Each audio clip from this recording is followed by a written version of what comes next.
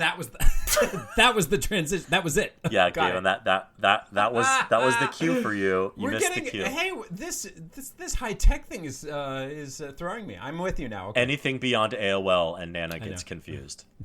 And this is Gatriarchs.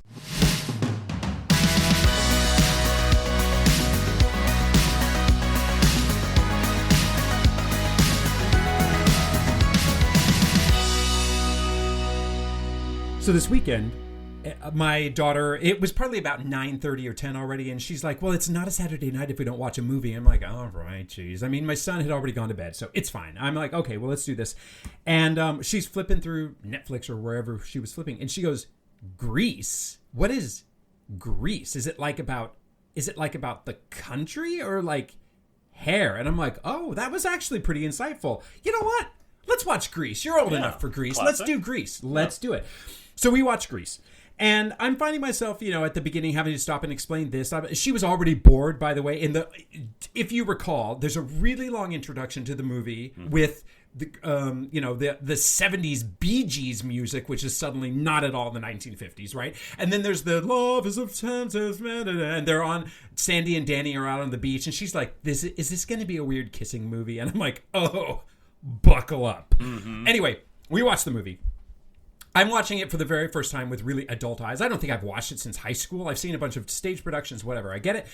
And my daughter's like, this is so weird. This is so bonkers. And there are so many elements, of course, that I'm having to think like, I hope you didn't get that joke. I hope you didn't get that reference. Then we're like, a real pussy driver in Did she wagon. put up a fight? Yes, exactly. Yeah. Oh, and the whole thing is about like, obviously, men tapping ass, right? Correct. But mainly, so there's a lot of complications. I don't know. The movie does not need to be censored or canceled for sure, but it is a really, really dated piece, without a doubt. But then you get to the end, and I was rolling on the floor with my daughter, where she was like, when they're singing, "We Go Together," suddenly there's all these dancers who are coming out of nowhere, and they are wearing the strangest costumes. There's this one guy who's wearing shorts, but he's wearing white socks pulled up to his knees, and he probably looks 45 years old or so, and he's dancing with all these high school kids, which of course is sort of the conceit behind Grease, but at the same time, the movie, I don't know, you just go along with it, but this guy is clearly 15 years older than everybody else.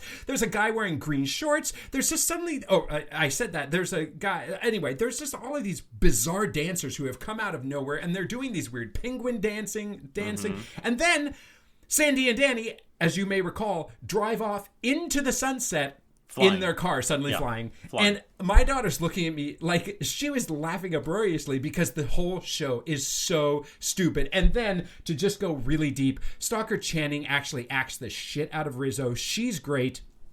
John Travolta is really charming, ultimately. Of course, Olivia Newton-John. Like, I was watching it thinking, the acting is actually pretty good, but man, some of the singing is abominable. And the story is just fucking stupid. And we all keep doing the show just because it's the show to do. We've never sit down and questioned, like, what are we doing with our lives? Lowest common denominator, for sure. And having to explain to your kid, listen, compromising yourself entirely and becoming a smoker so that you can get the partner, but luckily, she was like, yeah, Dad. Yeah, I know, I get that. You don't have to explain that to me. So, hopefully I've instilled some lessons in it, but one of the lessons also is I'm sure she's not going to become a Grease aficionado watching it 87 times in high school like some do. No, but there's also the whole, like, child eyes and adult eyes. So, like, she's seeing it through her eyes, which is a very different experience than us, because do you ever go back and watch, like, Ren and Stimpy? Do you know how fucking dark and diabolical and twisted that show was? And I just watched it being like, oh, they're so funny. Right. But in a good way? In a highbrow kind of way? I don't know. It's just like, I don't know. I listen, that's probably why I'm gay, is Ren and Stimpy. So I'm going to go ahead and blame Nickelodeon on that. No, I'm just like to blame things on other people. Which brings me, honestly, to my next point, which is, Gavin, if I'm going to be honest, I don't think I'm meant to be a good parent. Ooh. Like, I don't think it's in the cards for me. And here's why. I have the emotional maturity of a 3-year-old. Oh, okay. Because My son he woke up this morning, and any parent out there listening knows this. Like, sometimes your kid wakes up on the wrong side of the bed with a dark cloud over them, however you want to say it. Like, they're just grumpy. They are grumpy monkey, if you've read that book. And they are just mad at the day.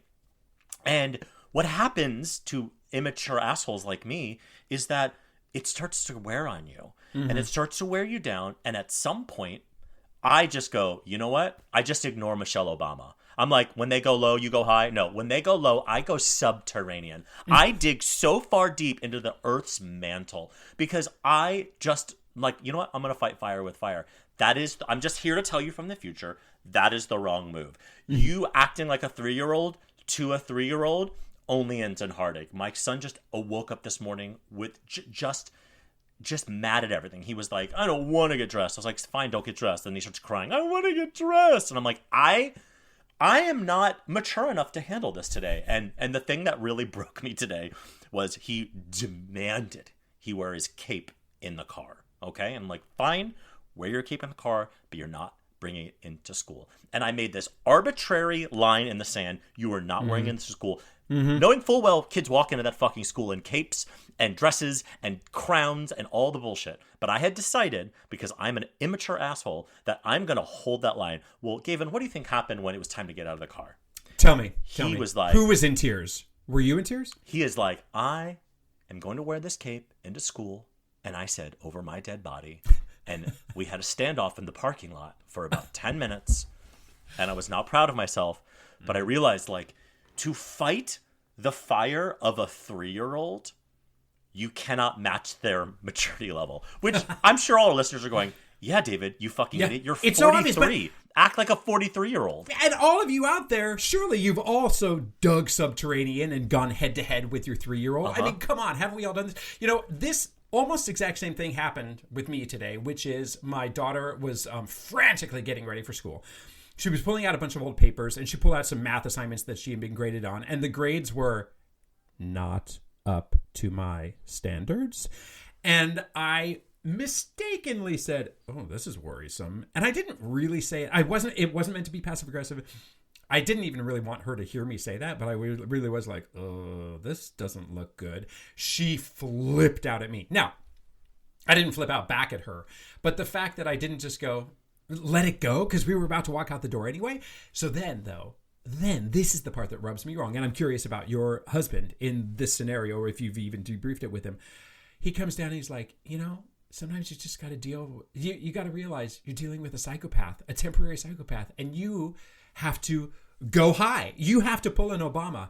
You have to be the one who just completely counters the energy. And I'm like, oh, you weren't here. And I mean, come on, this happened exactly to you last night. And he's like, well, kind of. But, you know, he was able to school me on how to parent.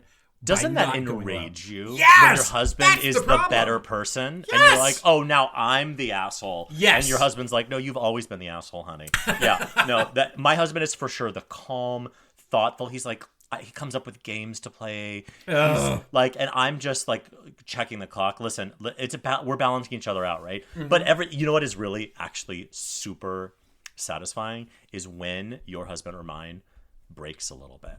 When they, for a second, give in to that, like, I'll hear him putting my son up to bed upstairs, and I know he's being a dick. He's like, I'm not going to brush my teeth. I'm not going to do this.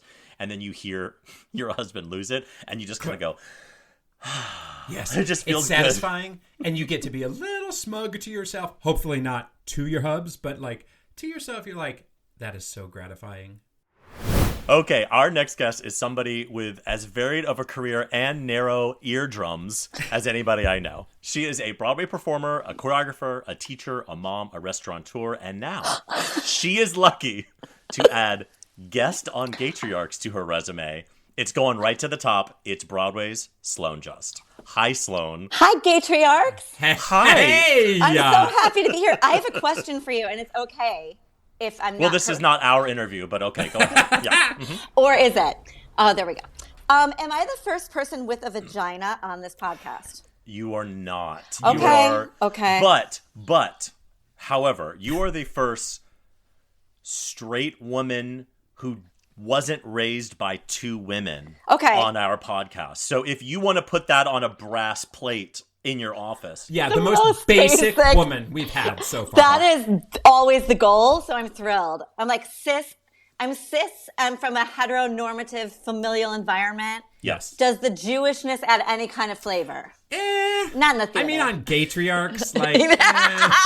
It's a mild seasoning. It's not. It's like an everything bagel. It's like boiled chicken. Do you know Sure. what I mean? It's got the flavor of boiled chicken. And it's good for you. Okay, I'll take it. I love that you called me a restaurateur. I have nothing to do with my husband's business, but I harass him there. You can find me there because I'll be harassing him. Well, when we were talking, so Sloan and I did, so we all know Sloan through various points in our lives, and I knew Sloan and I knew each other for this very narrow little part of our lives, but Sloan's husband is a restaurateur, and he owns, I don't know, the most famous, or definitely top 10 most famous, like midtown, every actor knows them restaurants.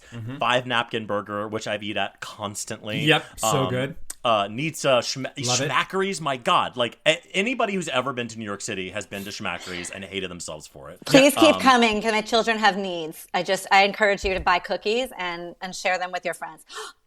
I have this right in front of me. I have a gift certificate that must be 10 years old, but I'm assuming that since I now know you I can still cash this in. We'll see how this goes. Yeah, it is. We'll see. I will say I'm slightly upset with the fact that Schmackery's only has the key lime cookie once in a blue moon. Right. And so I say we invite some of the Nazis to Schmackery's and protest Schmackery's until we get those key lime cookies. That might need a little context. We might need to explain. That's what right. You just They didn't hear meant the by that. previous context. Well, you tell us. Tell us what you're going to do tonight. Tell us about the Nazis. Well, I have so many Nazi stories, but tonight's Nazi tale. I'm going to go see the opening of Parade on the Broadway, which I was great. So Robert, the husband that we were talking about, my first husband and current husband, he, in addition for now, we'll see. It's only been 17 years. You never know how these things are going to go. But he has a new tiki lounge underneath Marseille. It's called the Freaky Tiki. And his partner in the Freaky Tiki is one of the producers of Parade, Greg Noble. And I happen to have a bunch of friends in Parade, so it was one of those lucky things where he's like, do you guys want to go? And I'm like, hell yeah. However, I'm told there will be Nazis, registering their dismay at, I don't know, a story about a Jewish man being lynched. I don't know. I was about to say, can you explain that to me? Because Parade is, anybody who's kind of inside our world knows that Parade is like one of those shows that everyone looks at as like just almost a perfect piece of art. But let's just talk about the story. The story is about a Jewish man from a very, very long time ago being falsely accused of something and then lynched for it, right? So why are Nazis mad at that? They are upset, from what I hear through the Nazi channels that I'm, connected to, that, not really, from the actors in the show. They are upset that they think that Leo Frank, it is Leo Frank, right? Yeah, that's his thing. Yeah, Leo Frank is the lead character who gets lynched. Correct. Yeah. They believe he actually was not railroaded, and they want everyone to know that that it's okay that he was lynched because he in fact was doing the things he was accused of doing. That this musical on Broadway got it wrong of the historical story that they've never heard until their friends told them to meet them at the theater and bring a sign. It's just so bizarre. And I'm trying to tell my kids, like, so guys, like, if mommy goes to jail tonight, it's because of the Nazis. Right. I want to tell you that Gatriarchs will match any donation for your bail. Yes.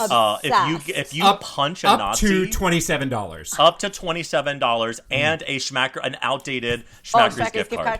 I have to say, I used to be quite good friends with the police in that neighborhood for various reasons. And Robert has a good relationship with them as well. So I'm not concerned. I feel that if I have, it is who you guys know. Literally own 9th Avenue, so it's like, what's the point? Like, you guys are in control. You guys are the mob of like Midtown, so you guys have control over everything. I just think Robert, you are the Jewish mob of the dance belt. There are so many things to.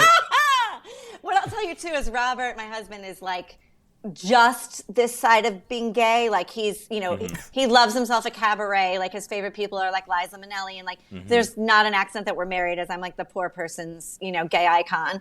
So he's connected in that world as well. So I think we're gonna be okay. If there's some kind of run-in, we have friends. Isn't that the dream of every straight woman, is to have a gay husband who wants to have sex with her? Yeah, sometimes I'm like, like I'm questioning him because I know that he's actually straight because he'll do something will come on TV and we're not even watching it. It'll be like a commercial for like an old Will and Grace or something. And he'll be like, do you know who's great? Karen. And I'm like, yeah. And he goes, oh no, is she a gay icon? I'm like, yes, honey. So he doesn't even know that they're gay icons. He just, he's drawn to them. Like, he's like, you know who's a good cook? Ina Garten. Yeah. You're like, the gay icon. Right. Gay icon. And I'm like, I love that he just loves a mouthy broad, and it's perfect. It's great. It does sound like a match made in heaven, and also it seems like a really great next guest that we should have here on Gatriarchs. Actually, let's talk. Let's pick apart his adjacency to Gatriarchy. Honestly, he is such a friend of the gays, and he does so many podcasts. He's like a podcast professional. The man is like on every I don't listen to them. Clearly, they're like about restaurants. No, why would you? It's like restaurants. Just bring me the money, sweetie. I don't know. Yeah, I don't need to know the nuts and bolts of it all.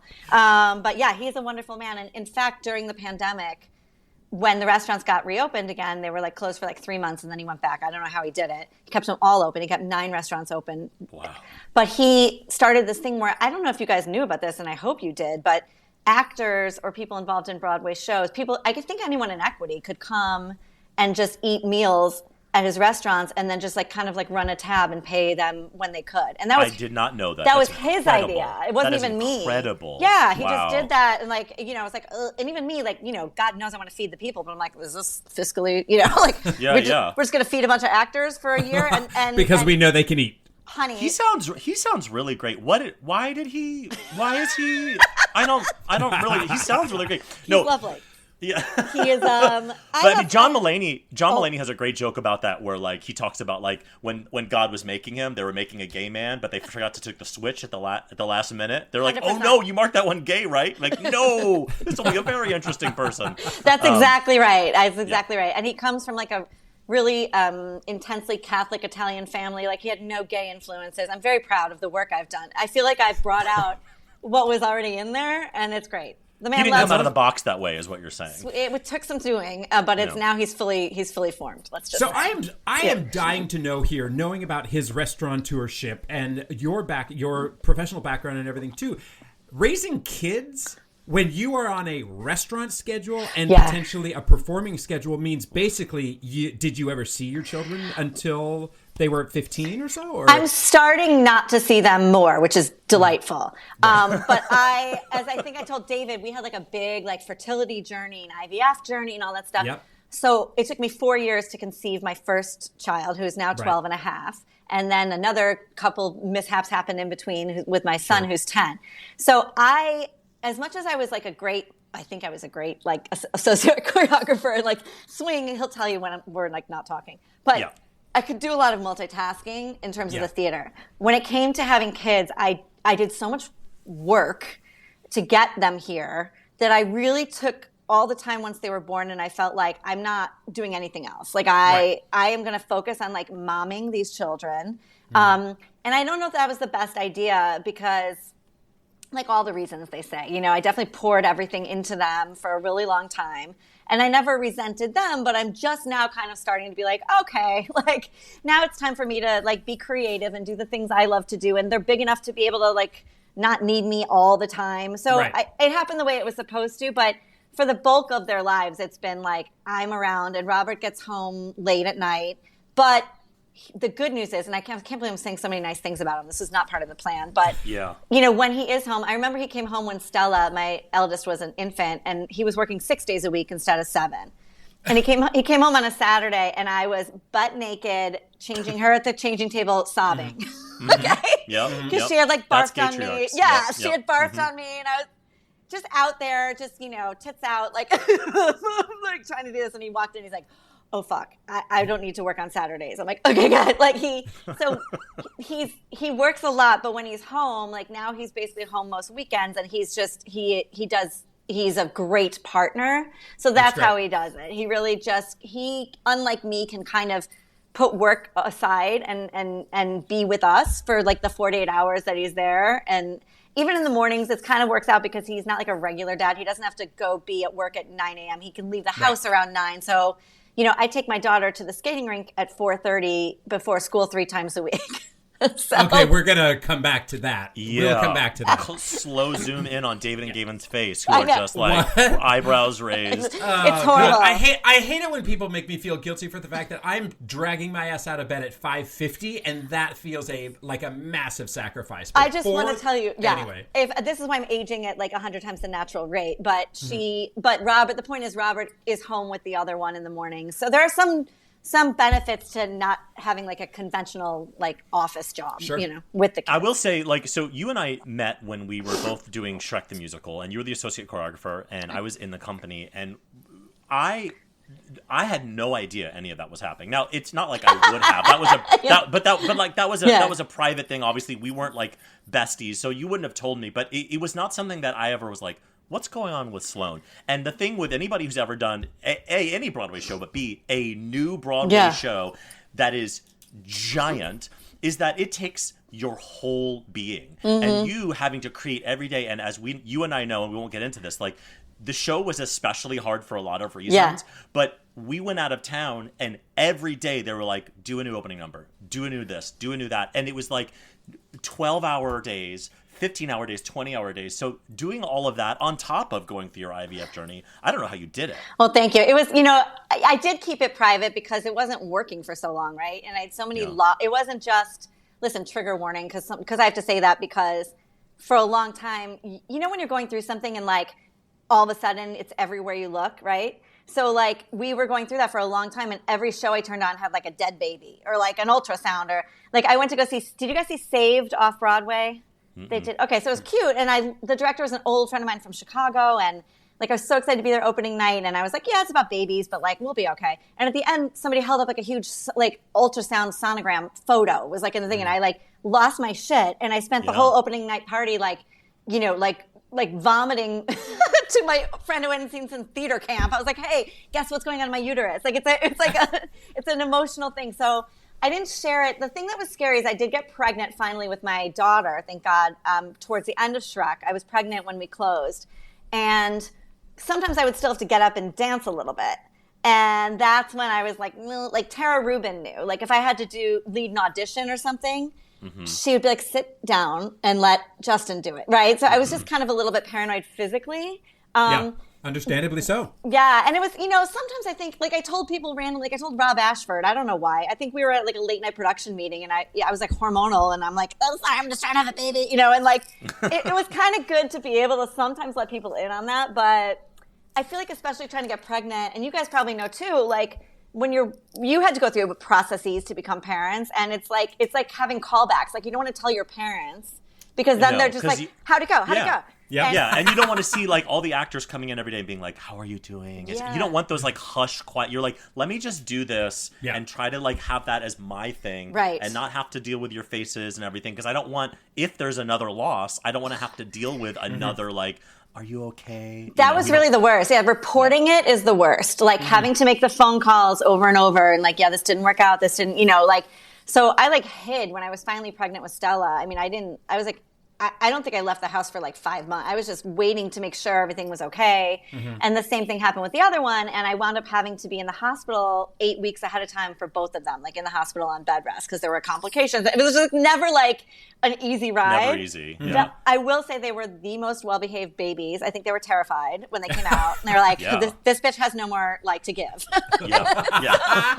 You had definitely, the hormones had already flowed through them for sure. There was like, to avoid mommy. Yes, like don't cause any trouble. I was doing like stress tests twice a day at 6 a.m. and 6 p.m. every day in the hospital setting. And it was just like, I was like, ding, like I let like 3 people in my hospital room, like my husband, Josh Prince would come, and, a couple really, really close friends. But they came out and they slept through the night immediately, and they like did all the things. And so I think they really were like, they were nervous. They were like, they knew. You're like, this bitch does not play. But I feel like we could all have a 25-hour interview and a conversation and a kiki, because there's so much to talk about. We love each other so much. There's so many joyful, fun things. But the big reason that I really desperately wanted you on the show is to name drop the Broadway name dropping of Tara Rubin and talk about the whole montage. Or did you want 16 bars? Is what No, I'm, yes, I am 16 prepared. bars Okay, of good. an up tempo. Yes, Yeah. no, but Always you and up-tempo. I jumped on the phone, and we hadn't talked in literally a decade. Yeah. And what you told me a story about how one of the ways you threaten your kids, and I was like, this bitch needs to be on Gay Charts because she fucking That is. is right. So We need first a of all, basic cisgender heteronormative woman, but she's going to bring the but attitude. chill. This is what chill I'm fuck- saying. Yeah. Yeah. So I want you to tell me. I want you to tell the Gay Charts community Okay. that story because it is to me just pure genius. And Thank you. I find it also is instructive. I'm telling you, if you use this tip, it will. You won't be sorry. Okay. So I was telling David that with both my kids when they were little, because we moved to the suburbs when my eldest was 4 and the little one was 1.5. So I've been doing this a while. When my kids would be acting up in the car, which they are wont to do, and just kind of whine and complain and whatever, I would just simply pull over and say, "Do you like that house?" And they'd be like, "Well, I guess so. Why?" And I was like, "It looks nice, right?" And they would say, "Yeah." I go, "Why don't you go knock on the door?" And they'd be like, "Why, Mommy?" I'd be like, "Well, because you seem very unhappy with us. And if you feel like they might, maybe they want a little boy who's 3 or whatever, and like if you think you're going to be happy there, I think you should give it a whirl. I'll wait here. Just knock on the door and see if they want you." The acting skills involved. And just- Well, it's the long preamble. It's the Right. long build-up. It wasn't like just go to the front door. It was like, hey, honey. It was like we start slow. Right. We build. You set some context. You gave a backstory. You cultivated something. This is fantastic. And I felt like this is, you really seem like you are looking for another option, and I would like to. I'll provide that for you. Go ahead and give it a whirl, see what happens. And then they're like, "No, we won't stay with you." I'm like, all right then, like pull your shit together because Nice. like this is it. If you can't complain constantly about what's happening in your life, if I'm giving you a choice, we could walk. Tell me a different neighborhood. Maybe these houses are too small for you. Let's go. Let's just put it out there. Let's manifest. And they were like, "Wow!" Like, I mean, it's traumatic, but honest to God, it shuts them right the fuck up. It They're like, really But did. it's so thoughtful, and it's such a thoughtful shade that I just love so much. It is calling the bluff right away. It was Oh, like, yeah. I'm calling your bluff. I'm gonna hit the unlock button on these doors, so honey. you know that door is open. You go ahead and get that seatbelt right off. We'll get you out of your car seat. You just toddle on up those stairs and see if anybody's interested. Because How much would you have loved if somebody had answered the door, though, and they had walked up? I That kind would of have been- wish. I would have wanted to see that manifest itself and see the improv sketch that you take on. What I should have done is I should have had a house that was ready to go, like a plant in the audience, and then brought them there and had the person be like, "Oh, I heard your mom's amazing. Like, are you sure you want to be here? Like, I heard she's fun and lets you do fun, just to kind of let them know." And now they do. I mean, this is actually cute. Like yesterday, I write sometimes, not a lot, but I started writing. I'm working on a writing project, and my son came home from school and he's like a hockey bro. Like he's like a Oh God! yeah, both you have of a them. straight one. Oh But no! he's so straight. Oh but God! I'm this, sorry for your loss. no, it's actually great Yeah. because he's also I think has some tendencies like his father because he came home yesterday and was like, "Mom, for my class," he's in 4th grade. He's like, "I'm deciding I'm going to write a play for us to do." I'm like, "Okay," but it's the most hetero. I'm like, Yeah. "Well, what's it about?" He's like, "I am a college football quarterback." I'm like, Oh, "Okay." here we go.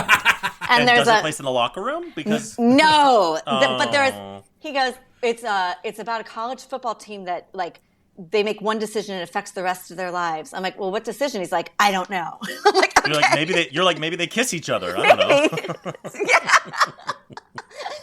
It just killed me though because I'm like, you're so straight and goofy and he has a mullet and he's just really his own thing. But then he wants to write a play because he sees me doing it, which is pretty cute.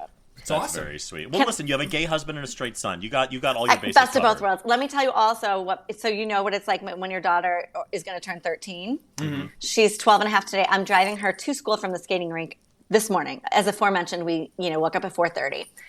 So I'm driving her to the thing, and we're debating, what am I going to wear for this thing I'm doing with my, the gay triarchs today? And I'm coming up with these ideas. I'm like, you know what? No, I can't do something fancy. That's just, I don't walk around with my fancy clothes on. So she suggested this blue sweater. I feel like we did okay. We'll find out later. We'll see what the audience has to say. Thank you. Yeah. But I'm like, she goes, what is the podcast? I'm like, oh, it's like a parenting podcast. And I kid you not, I'm going to do this for effect. She's scrolling. She's like, are you sure you're qualified for a parenting podcast? Just Just fucking dead Yes! mad. Wow. Does she want to be a guest on our show? Because she Excellent. sounds like the right kind The of whole person. family. We can just schedule out the entire Just family for the next Yeah. month. This sounds great. It is entertaining and sad, and there will be tears. I can promise you drama. I can promise you a roller coaster of emotion. But she just shaded me so expertly while not even like looking up from her device as I'm driving her at like 7 a.m. I was like, "Fuck you." But you were proud. You must have been proud of that delivery. A part of me was proud, and I saw my own genetics, which is always a good feeling. But I just was like thinking to myself, like, wow, this is next level. And I said, I had to say, no, it's one where we're like inappropriate and we swear. She's like, oh, okay then. She's like, oh, you're fully qualified Fuck for that. yeah. Yeah. She's like, you're not going to pretend to be like normal and like respectful. And yeah, no, absolutely not. No, she's not invited on those podcasts at all. She has none of those podcasts. She was literally begged to come on this podcast, which is really honestly embarrassing for you. No, no, it's such a thrill. Like I will do this all day long. You probably have like questions and things you want to get to, but I just will shoot the shit. You have definitely cultivated some really interesting mom hacks. Do you have other suggested Yes. mom hacks you can share with us to make the entire world a better and hopefully funnier and better dressed place? Oh, you're the best, Gavin. I love you so much. Are you guys ever Gavin Dave? Oh, we haven't even thought about that. May I just say? Okay. That's a great one. Wow. You're That's welcome. And I love the order that you put that in as well. No, yeah, I'm not. I don't actually think that's going to work out. It for us, just but it thank you works for your way better. suggestion. She's a writer. She's a now that- writer, David. Now that She I gets know it. that he's married to Todd Ellison, the billing has, you know, Yeah. Oh yeah, he's a pretty big deal. he's above the title. The other hack I was thinking about is that, so my son, as I said, plays hockey, and so he has like early morning shit too. He only goes once a week before school, but weekends are often very early. So I told him when he was like 8 that his hockey coach needed me to take a picture of him at bedtime so that she knew he was getting in bed at the right time to wake up early. And that it was like a curfew thing. So I had to like shoot a picture over and then text it to his coach. So I did it for the whole season, and he'd be in bed with his teddy bear like, jeez, and like go right to bed because he wasn't going to listen to my ass. So Yeah. then I really would send it to the coach, and she'd like laugh, haha. And it just a few weeks ago, he's like, I don't think that everyone did that, did they? I'm like, no. But was your ass in bed at 8 o'clock? Yes. Yes, Sure you were. was. Yeah. Sure was. That's You- Well, you genius. need to write a book because, Please. like, honestly, like, ever since you talked about pulling outside the stranger's house, I think about it daily, and part of me is looking forward because my kid's 3.5. I have a 3.5 and a 1, and they're both assholes in their own way. Right. But like, they're not quite to that level where that trick would work. I think my son might actually get out of the car thinking maybe there's something fun to do, but I want to get them to the point where like I'm calling their bluff like you did, and be like, you know what, I'm sure maybe they're a nice family. But I love the idea of the plant too. But what if you did the reverse of the plant, where you make sure that the person answering the door is like in like a monster makeup Right. and is like serving them Brussels sprouts? Right. There's so many ways. That's the beauty of it. There are so many ways to go. I will say, I think that it's good that you're prepared for that. And I also say with the coach stuff too, a big threat I do is like, oh, I should call it like Bo is my 10-year-old boy, and he's a sweetheart, but he's also a 10-year-old boy, and they're just fucking nutbags. Yeah. He has just so much energy, and he's exhausting. But sometimes when I can't like get him to mellow out or like do his homework or something, I'm like, I better write an email to Mr. Palizza. That's his teacher. And like the minute you mention that you're gonna like tell their teacher something, or like then they just fucking snap too because and he has not caught on to that passive aggressive tone of being, No, the threat is enough. Like, because I think, Great. as my mother told me back in, the days of yore, like, your kids are going to act out sometimes. They're going to be dicks and whatever, but you hope it's for you and Yeah. not for other people or at school or whatever. And I have it on good authority that they're very good at school. So I think, like, threatening them that will change, or that their reputation will change, or that, the person that they actually listen to is going to be disappointed in them works. Because isn't that how it normally goes? Isn't like the parent is like the center of all things, and then it moves to the teachers are the center of all things, and then it becomes the kid, their friends are the center of all things. So you have to move your threat to the various locations it needs to be in. Yes, and the friends thing really does. Bo, it's with the technology too. They're connected to their friends all the time now. It's so different. Especially during the pandemic when we all were like, I don't know, fuck off, get on the computer. Like, I don't know what to do with you all day. Like, we just Right. let it all go in my house, at least. 'Cause Yep. and my husband did go back to work kind of quick. So I was like, well, I'm going to start drinking at 3 p.m. and, fend for yourselves. You mean your third round? I think your hacks actually, there might be some out there who might think that there's some moral ambiguity here, but I would say this is right on what you not should our be doing. listeners. And it reminds me of, let's hope not. It reminds me of a time that I was pushing my kid in a little pack and play deal. No, obviously not a pack and play. Let's edit that. I've forgotten what the fuck are the things called. Stroller? But not a stroller. It was, one of those, like, I don't know, whatever, a pram, but not a pram. This isn't 1922. Oh, like a baby carriage? Thank like you. A buggy? Yes, whatever. Was this in the Victorian era, Gavin? So Were you wearing a stovepipe hat? Were the wheels bigger than the actual pram? Yes, all of the above. And I got some unsolicited advice from some woman who was born in 1860, probably, because this is 1920 that this took place. Yes. And she was a little old lady, and she was, coochie putting her dirty hands all over my baby's face. And She was Charo? And she looks up at me and she goes, I have one bit of advice. And I'm like, oh, Jesus Christ, this again? And she goes, lie to them. I'm like, Brilliant. What? She goes, She's lie. a gatriarch. Just lie. Tell them whatever you need to do to get through your day and lie to them. And I'm like, lady, come sit next to me. Oh, yeah. I do have hope because I do see my children's friends and and they're assholes, even bigger assholes. Yeah, and it's kind of nice, Yeah. like- No, that is the best thing in the world is when you see other parents and they're doing something terrible, or you think you're a bad parent, and then you walk into the kid's birthday party and you see all the worst parents, and you go, this feels so good. That's why I watched Teen Mom incessantly when my kids were little. That shit will make you feel great.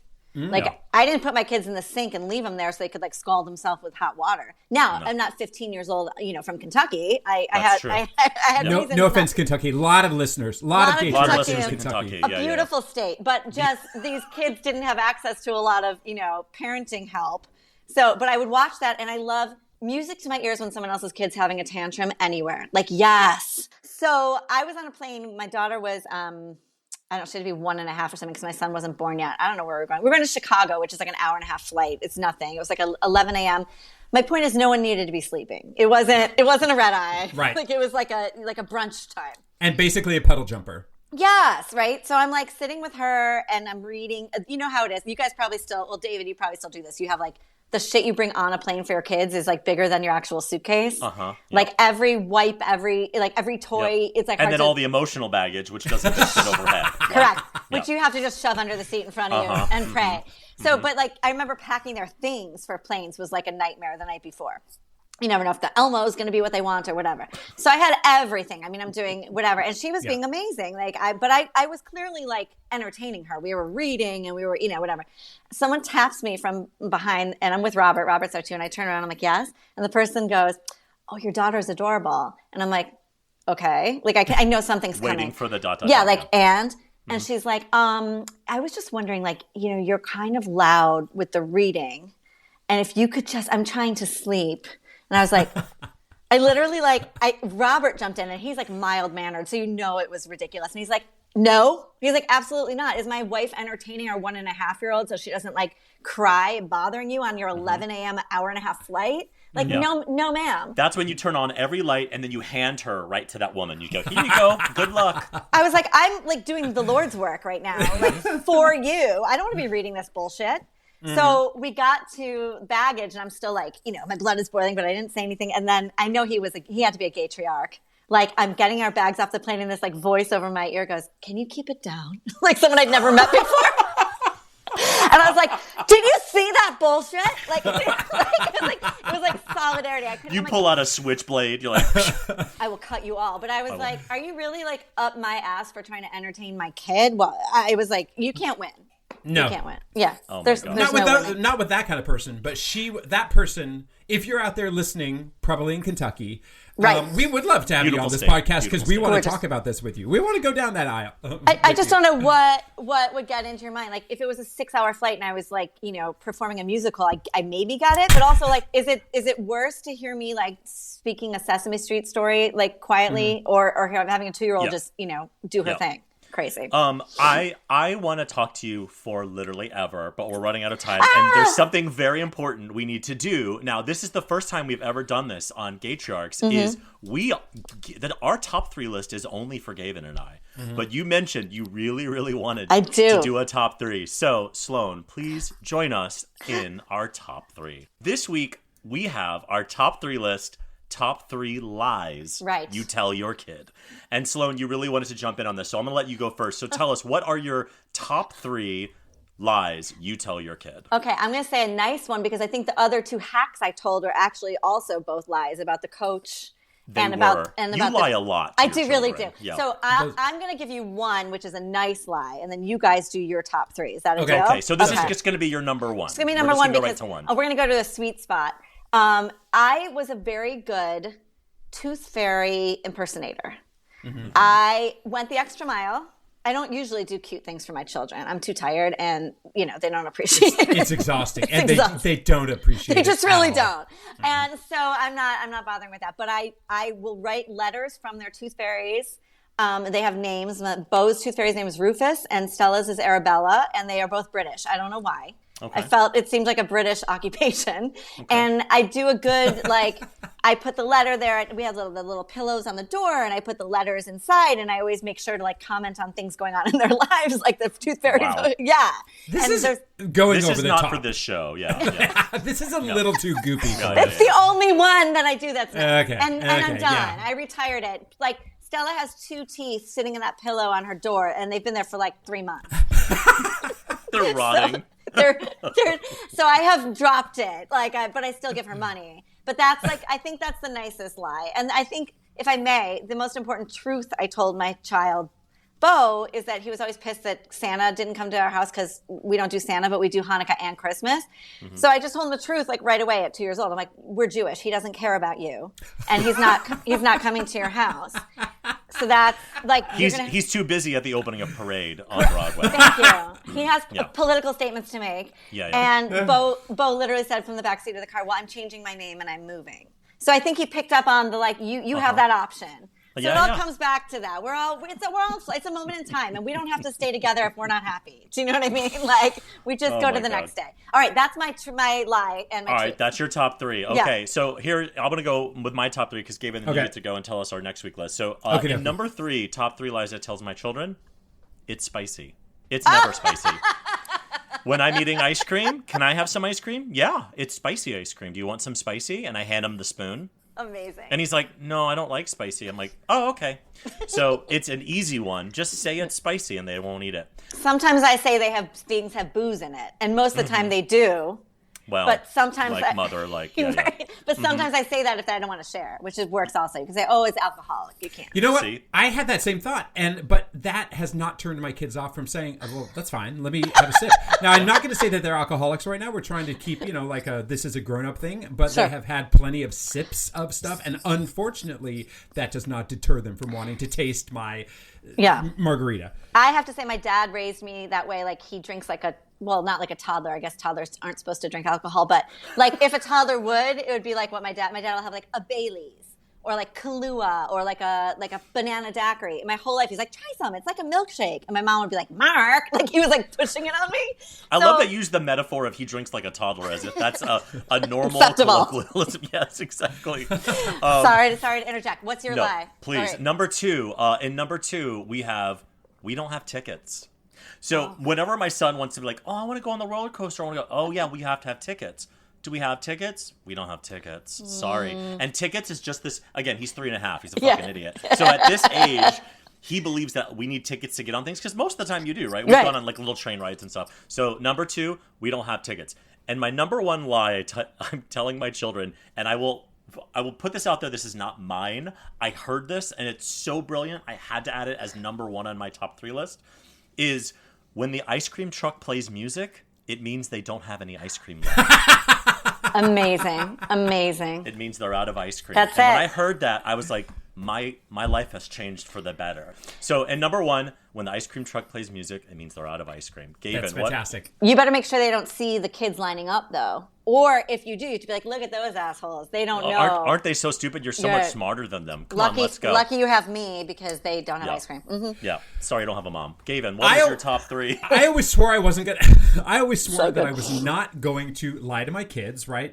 Definitely one of those adages of before becoming a parent. You think I'm never gonna lie to my kids, and now I realize I will tap dance around fibs. And try, in principle, not to lie to them, but there are certain elements that I definitely have no problem with. One of them is when my kid asks me about my sordid past. Number 3, when my kid says to me, have you done drugs and how many people have you had sex with? Actually, she has never asked me that, but I know it's coming. And I'm definitely like, look at that bird. Look at that over there. And you're like, just your daddy. Just daddy. But she has directly asked me, Daddy, you don't smoke cigarettes, do you? And I do not smoke cigarettes, but I certainly have smoked cigarettes. And I've just turned to her and been like, no, because I just don't feel like telling you that That's I've done a good lie, though. So I lie about having had a sordid past, right? Number 2, this comes from my mom. Terrible.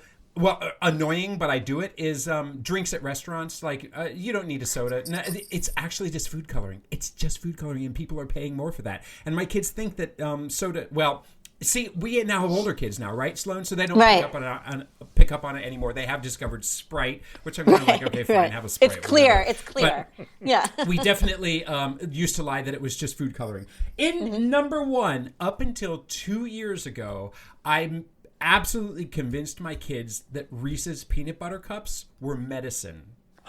So they couldn't. So my kids had never tasted a Reese's peanut butter cup until 2 years ago. So that for years, they were just mine and Todd's. We just had to have our daddy medicine.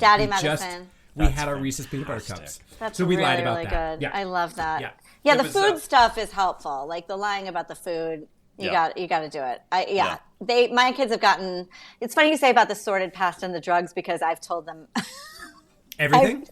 I mean, no, because that would they're only 12 and 10.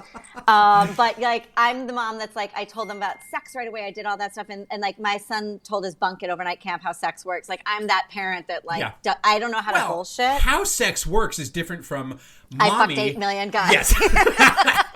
Yes. We'll read about that on the internet, I guess. But they know, like, when we go to the city, I'm like, do you smell that?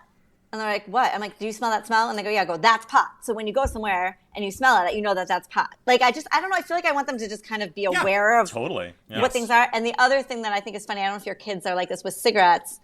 Like, my kids never see anyone smoking because nobody smokes anymore. Right. So when they were little, we would walk by someone smoking and they'd go, and I'm like, what? And they're like, a smoke pole. Like, it just made me laugh. They don't even have the vocabulary. Like, right. And that means something very different to Gavin and I than it does to them. Yeah. Correct. And maybe one day. And maybe, Maybe one day if you're lucky. Yeah. If they're lucky. I'll send them your way if they have questions about that.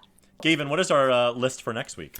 So, somebody has swooped in, a fairy godmother has swooped in, taking your kids away for 3 days. What are you going to do? Oh, that's a good one. I'm excited for that.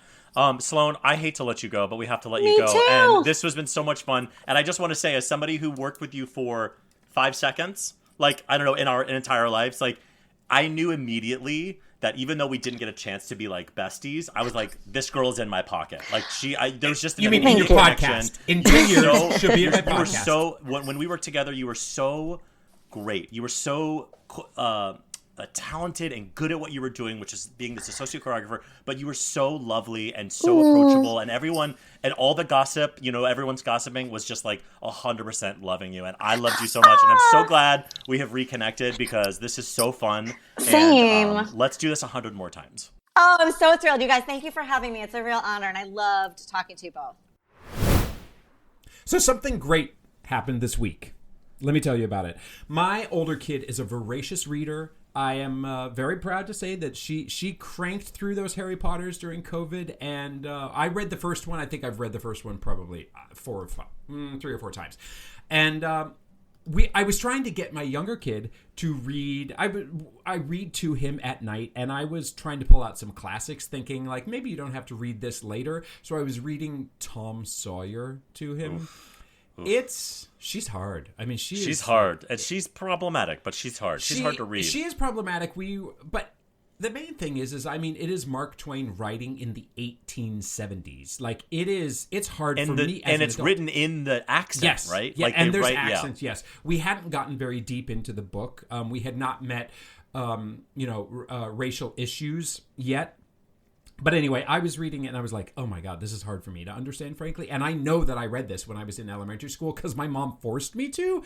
And I'm thinking, like, why am I going to, repeating the mistakes of your past, although I think it's a good thing to at some point have read, Tom Sawyer, or more importantly, Huckleberry Finn. Anyway, point being, I turned to my kid and I'm like, should we just go back to Harry Potter? And he said, yes. So we are back on Harry Potter. We started with the second book because he's read the first one, or at least heard the first one several times. And one night he said, I don't want you to stop yet. And I'm like, I've already been reading for 15 minutes. How about you give it a try? And lo and behold, he picked up that book. And he's a good reader, but he's not a voracious, I'm going to read through the chapter books with zero pictures. Yeah. And suddenly now my kid is reading Harry Potter on his own. And that feels really good. That's amazing. That's great. I love Harry Potter so much. And listen, I know there's problematic issues with JK at the moment, but also the what it did for kids reading is awesome. Like for me, I remember I was in like, I can't remember if it was late high school or early college where the book started becoming really popular. Sure. I was one of those people who was waiting outside the Barnes and Noble for the first copy, and I hated reading. I know I'm a total loser. All right, so my something great this week is a little sillier as normal. So if you use ways to get around, which I do, I feel like most people are either a Google Maps person or a Waze person. Totally. I am a Waze person, but Waze has a variety of voices you can use. I don't know if you know that. They have a lot of silly ones. I found you can choose boy band as your voice. What does that sound like? So it sounds like it's so hard to describe, but it's like if the report is police reported ahead, it'll go, police reported ahead. That's awesome. Like everything is like sung That's in awesome. this like really obnoxious early 2000s voice. Love it. And I love it. That's awesome. I love it so much. So I am permanently on Waze boy band, and anytime there's anything, I have this terrible AI boy band screaming in my face, and I absolutely love it. 17 people just got in a car accident. People lost their family.